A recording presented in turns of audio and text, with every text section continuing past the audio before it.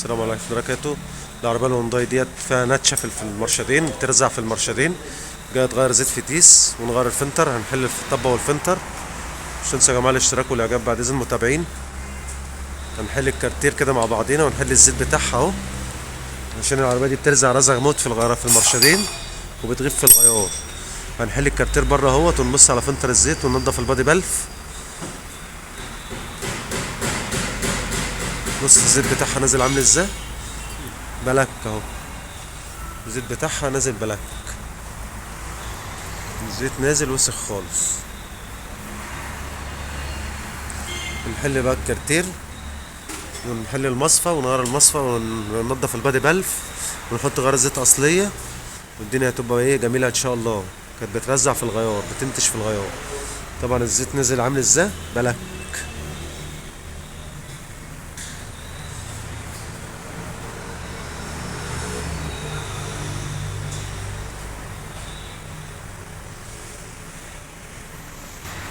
طبعا ما ينفعش احل الزيت دوت الا لما تكون العربيه بارده تلاجة، عشان الورق والكلاتشات.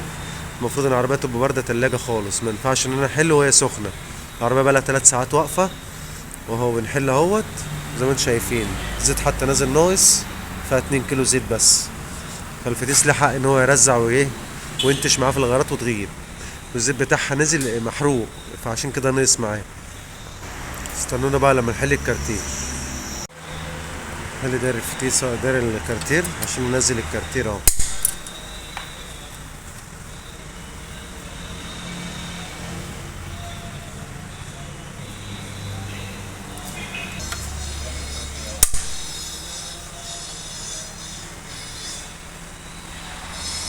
داير الكارتير اتحل اهوت. هنبدأ بقى ننزل الكارتير،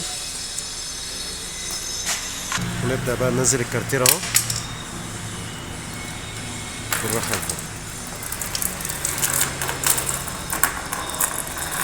طبعا الزيت نزل عامل ازاي في التشت، الزيت نزل بقى خالص. هذا المصفى كمان المغناطيس اهوت طينة خالص. بص المغناطيس، هات ايدك يا محمد وريهم المغناطيس. بص المغناطيس ايده عاملة ازاي رايش كله. ماشي حل يلا المصفى دي كده. المصفى دي هتلاقيها مكتومة رخرة، مشكلة عنده في المصفى. المغناطيس التاني رخر لم وسخة قد ايه. حط ايدك عليه المغناطيس التاني اهو. المغناطيس التاني لم وسخة قد ايه، بلك في ايده اهو. ماشي يلا حل المصفى دي. حل بقى المصفى ونجيب فلتر اصلي ونغسل البادي بلف ده غسلة نضيفة، ونجيب لها غير زيت اصلية بتاع الهونداي. ما تحطش فيها اي زيت عشان الفتيس ما ينفعش تحط فيها اي زيت. طبعا الزيت ما بينزلش من المصفى ايه، لما نحل المصفى الزيت هينزل من البادي بلف عشان المصفى دي مكتومه.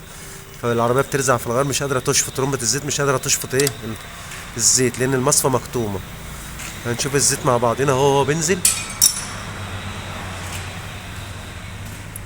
الزيت هينزل من البادي بلف اهوت. بص الزيت نزل قد ايه. المصفى نفسها مكتومه ما بتنزلش زيت، مكتومه وانا عارف. بص الفلتر مكتوم عامل ازاي، مقفول خالص، عشان كده ترمبة الزيت مش قادرة تشفط. هنغسل بقى ايه البادي بلف ده غسلة حلوة، ونجيب له فلتر زيت اصلي وغير زيت اصلية. فلتر الزيت الاصلي اهوت. فلتر الزيت بدل الفلتر اللي فيه، عشان الفلتر التاني كان مكتوم. الفلتر كان من جوه من هنا مكتوم. جبنا فلتر اهوت نخش بيه اهو.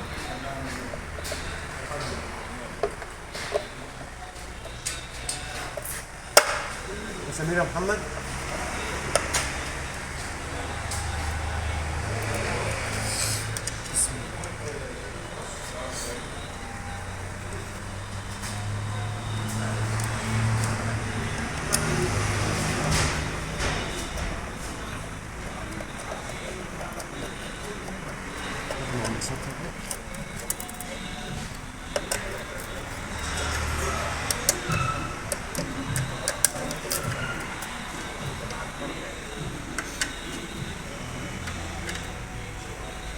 كده ربطنا الفلتر اهوت. هنخش بالكارتير. هات يلا الكارتير.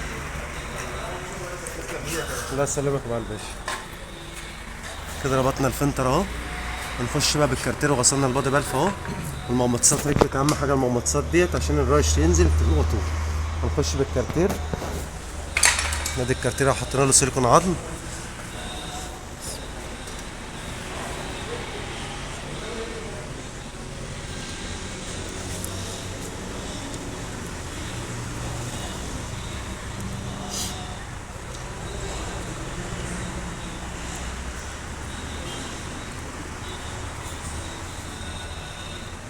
كده هنشبط الكارتين ونربط الطبه وننزل بالعربيه ونحط زيت بقى ونجرب قدام منه. كده احنا خلصنا اهوت، نزلنا بالعربيه بعد ما خلصنا الكارتين. هنبدا بقى نحط زيت. العربيه الهونداي دي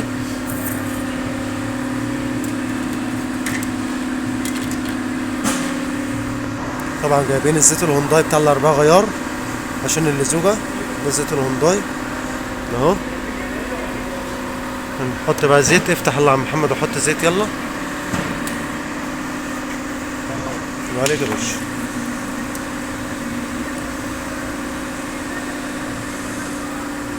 ادي الزيت اهو لونه عامل ازاي. طبعا كان الزيت اللي فيه وسخ خالص وكان ناقص، فلتر الزيت كان مكتوم.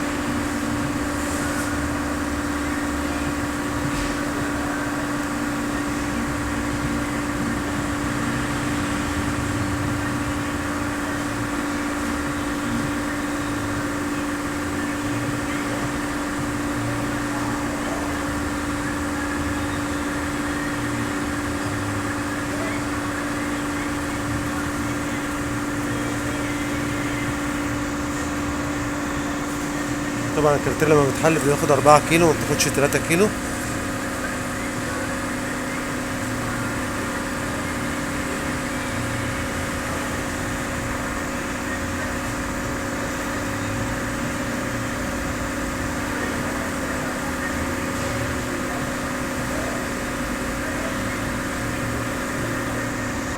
كده خلصنا اول كيلو، نخش على التاني.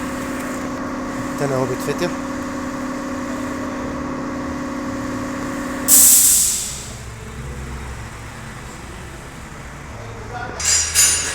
ده التاني اهوت.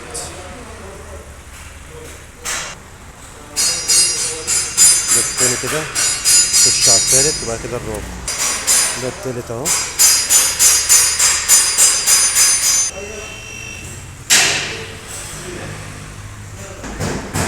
كده خلصنا التالت اهو اخر.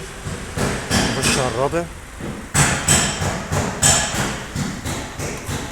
ده الرابع اهو. يا احمد ايه الاخبار؟ تمام؟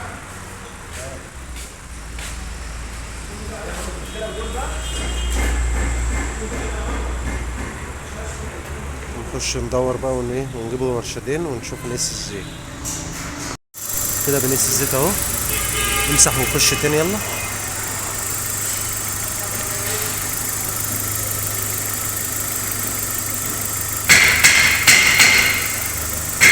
الزيت اهو على العلامة التانية. ايه؟ نطلع نجرب العربية. افرك البيت يلا. What time, sir? I'm sorry. 10 minutes. After 10 minutes,